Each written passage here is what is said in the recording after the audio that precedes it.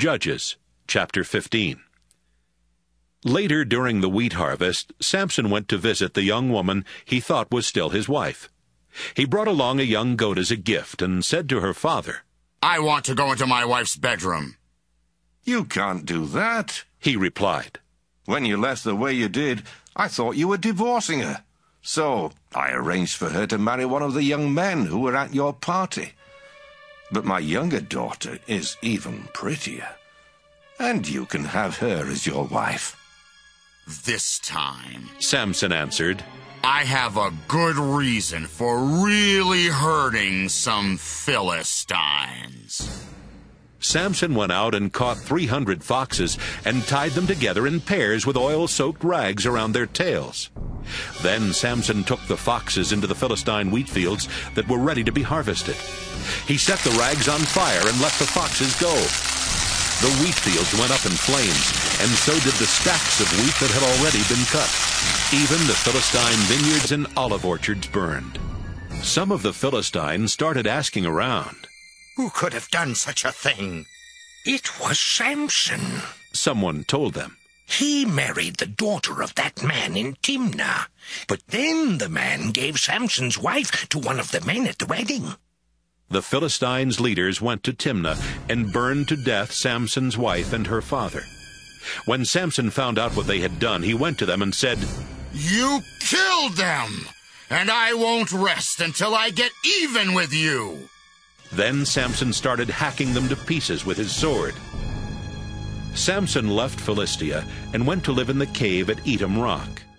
But it wasn't long before the Philistines invaded Judah and set up a huge army camp at Jawbone.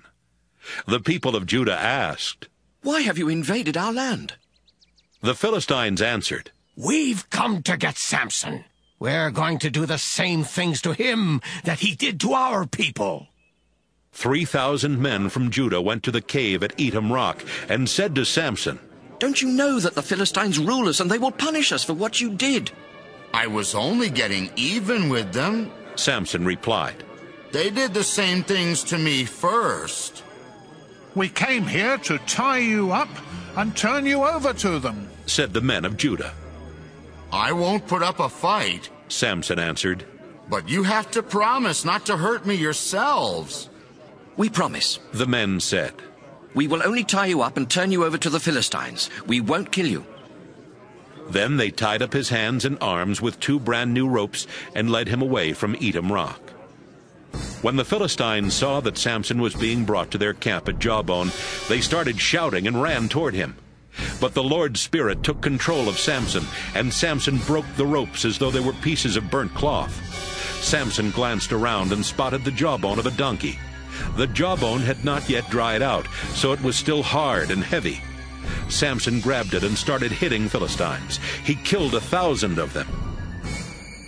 After the fighting was over, he made up this poem about what he had done to the Philistines. "I used a donkey's jawbone to kill 1,000 men. I beat them with this jawbone over and over again."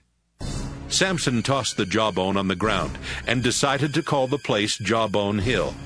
It is still called that today. Samson was so thirsty that he prayed, "Our Lord, you helped me win a battle against a whole army. Please don't let me die of thirst now.